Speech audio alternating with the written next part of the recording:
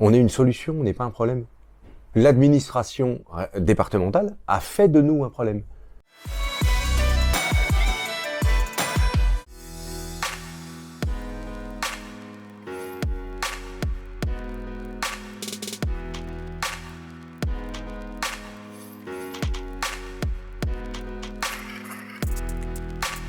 On tire dessus à boulet rouge.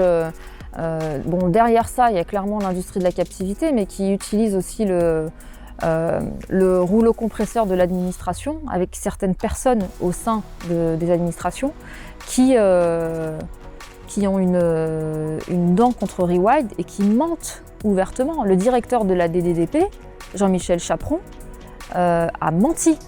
Il a menti alors qu'il savait très bien qu'il y a moins d'animaux qui meurent depuis que Rewild a repris les lieux.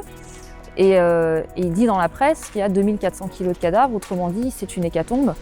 C'est d'ailleurs pour ça qu'on a publié aussi la notification, la déclaration de la clinique vétérinaire.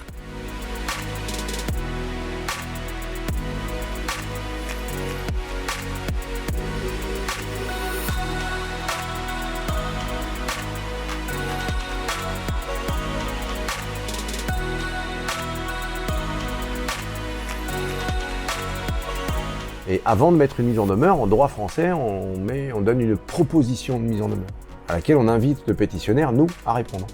La proposition de mise en demeure dit, en fait, vous n'avez pas de certificat de capacité permanent sur site. Donc je réponds. Effectivement, on n'a pas de certificat de capacité permanent, mais qu'on n'en a pas besoin, parce qu'on n'est plus un zoo, mais un établissement d'élevage, du point de vue statutaire, et qu'on a quelqu'un qu'on est en train de recruter. Seulement la DDPP a effrayé cette personne, en lui disant « je ne validerai pas le fait que vous êtes locapacitaire ».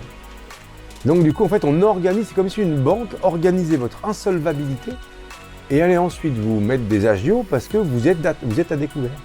Et au bout d'un mois ou un mois et demi, je reçois une mise en demeure qui, elle, ne comporte pas un élément, mais 7 ou 8. Donc on n'a pu faire que répondre, mais nos réponses, en fait, sont inaudibles, puisque du coup, on a des services de l'État qui nous considèrent pour des voyous.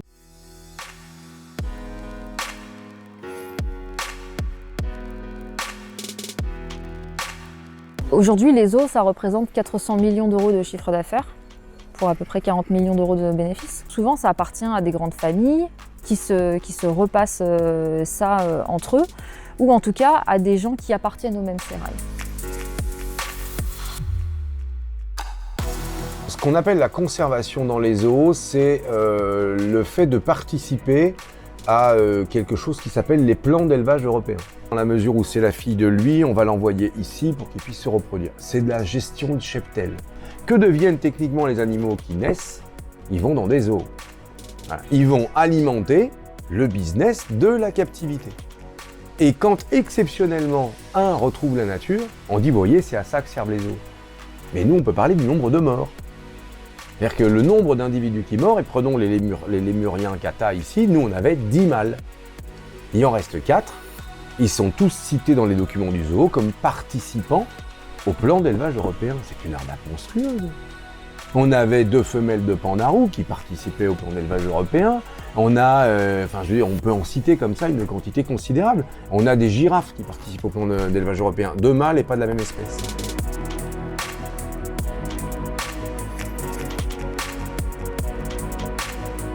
On n'achète pas d'animaux, on se les échange.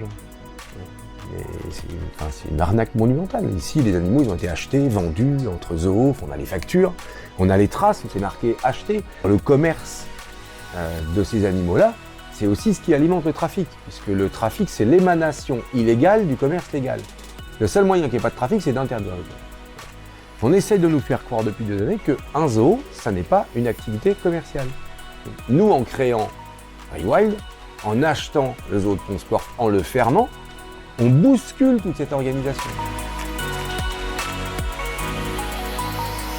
Il y a une chose qui est très dangereuse à mon sens, dans le fait que les zoos fassent croire au grand public qu'ils sont un filet de sécurité pour la biodiversité. En fait, ils se posent comme une arche de Noé.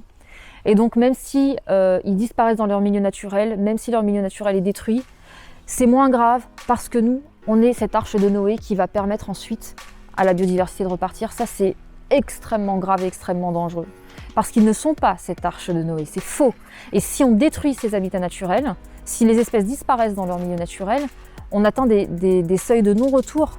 Le sauvage, le monde sauvage, en fait, donc les animaux sauvages, sont les ouvriers qui permettent à cette planète de fonctionner. Donc il faut bien comprendre que redonner de la place au monde sauvage, c'est fondamental et notre propre survie en dépend. Ça commence par la préservation des habitats naturels et des espèces. Et donc ce que veut faire Rewild, c'est contribuer à ça, contribuer à réensauvager le monde. Et finalement, on ne parle de rien d'autre que de notre survie à tous. C'est aussi fondamental et aussi important que ça.